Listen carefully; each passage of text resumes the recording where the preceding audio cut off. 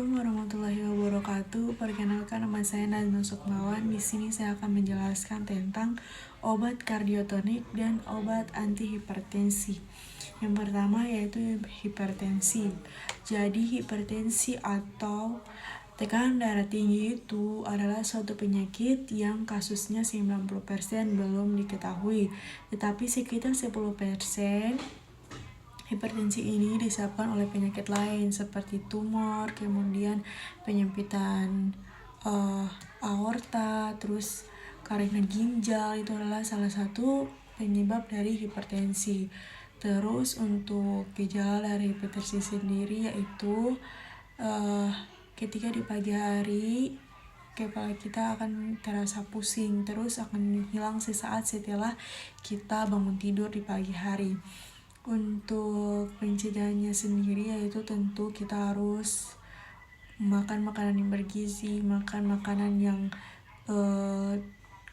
terhindar dari gula, lemak, terus gaya hidup, sering olahraga, hindari merokok.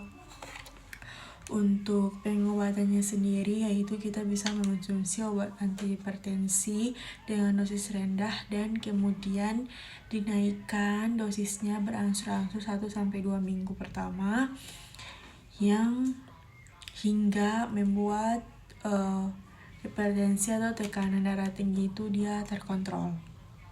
Terus di sini ada obat hipertensi. Obat hipertensi itu ada macam-macam. Yang pertama di sini ada diuretika. Diuretika itu obat, dia akan meningkatkan pengeluaran air dan garam melalui urin, sehingga apabila kita mengonsumsi obat ini kita akan sering buang air kecil. Diuretika itu ada macam-macam. Misalnya di sini ada diuretika-tiazid. Contohnya yaitu hidroklorotiazid, merupakan diuretika yang paling sering digunakan untuk hipertensi.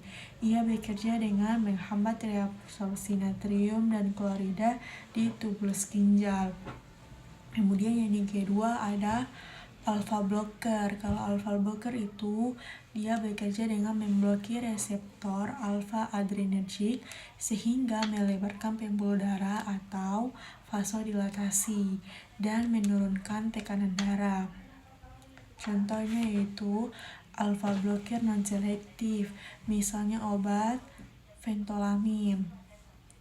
Dia itu akan memblokir baik reseptor alpha 1 maupun alpha 2 dengan penggunaan terbatas karena efeknya yang lebih banyak. Terus untuk jenis yang ketiga itu ada beta blocker. Beta blocker itu dia bekerja dengan memblokir reseptor beta adrenergic. Contoh dari obat beta blocker yaitu misalnya beta blocker 1 kardioselektif, misalnya acebutolol dan atenol. Obat ini bekerja dalam memblokir reseptor beta 1 jantung sehingga efek samping pada paru-paru yaitu bronkospasme. Yang keempat, jenis dari obat hipertensi sendiri yaitu ada zat kerja pusat. Dia itu gula ini bekerja di otak dengan merangsang reseptor alfa 2 adrenergic yang menyebabkan penurunan aktivitas sistem saraf simpatis sehingga menurunkan tekanan darah. Itu adalah salah satu jenis obat hipertensi yang itu yaitu zat kerja di pusat. Yang kelima ada antagonis kalsium. Enam ada penghambat RAAS atau renin-angiotensin aldosterone system. Dia itu merupakan sistem hormon yang berperan penting dalam pengaturan tekanan darah. Contohnya yaitu ACE inhibitor. Dia akan menghambat enzim pengubah angiotensin. Obat ini menghambat enzim pengubah angiotensin yang mengubah angiotensin 1 menjadi angiotensin 2 yang poten. Ketujuh, jenis obat hipertensi sendiri ada vasodilator. Kalau vasodilator itu adalah obat yang menyebabkan pelebaran pembuluh darah atau vasodilatasi secara langsung sehingga mengurangi resistensi terhadap aliran darah dan menurunkan tekanan darah. Contohnya yaitu hidralazin, merupakan vasodilatator langsung arteriol yang berarti ia menyebabkan pelebaran pembuluh darah arteri kecil. Dosisnya biasa dimulai rendah dan ditingkatkan secara bertahap untuk meminimalkan efek samping. Itu adalah jenis-jenis obat dari hipertensi. Terus yang kedua ada kardiotonik. Kardiotonik ini obat-obatan yang berkaitan dengan jantung. Tujuannya apa? Tujuannya untuk memulihkan fungsi jantung sehingga dia dapat bekerja secara optimal. Obat-obatan untuk jantung sendiri itu ada macam-macam jenisnya, tergantung pada gangguan yang dialami. Jenis penyakit apa nih? Kayak penyakit jantung apa nih? Nanti obatnya apa? Begitu.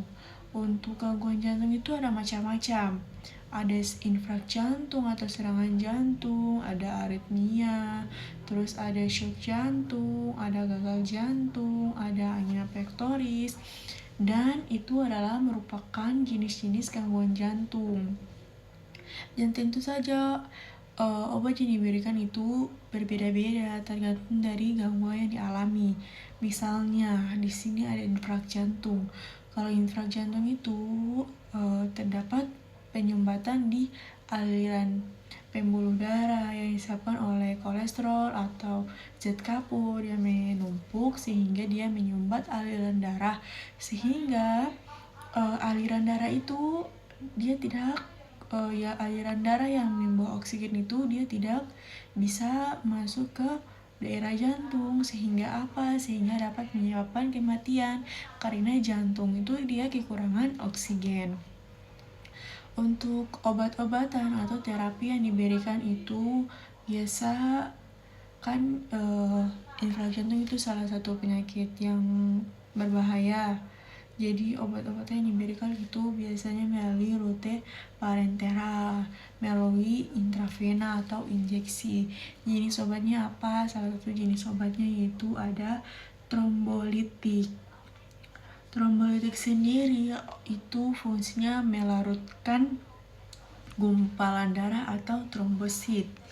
Misalnya yaitu urokinase dan alteplase. Itu adalah salah satu jenis obat dari infark jantung.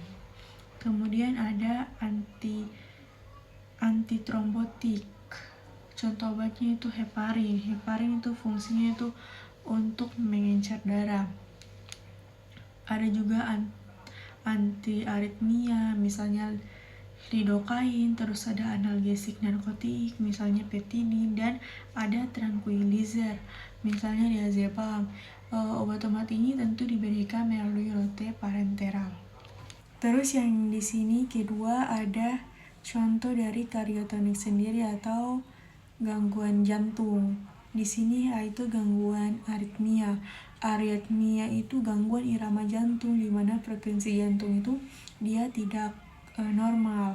Jadi biasanya dia bisa berdenyut lebih cepat atau dia berdenyut lebih lambat. Untuk pengobatan dari aritmia sendiri dia mempunyai golongan.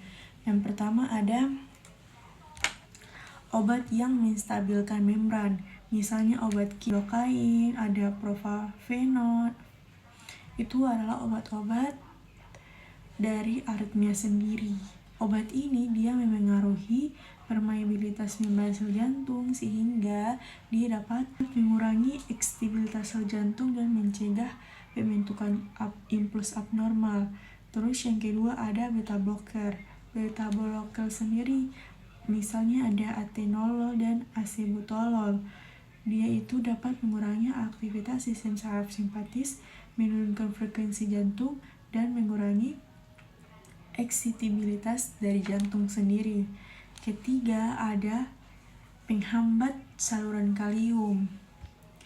Misalnya sotalol, dia itu mempengaruhi saluran kalium di sel jantung sehingga dia dapat memperpanjang potensial aksi dan mengurangi eksitibilitas.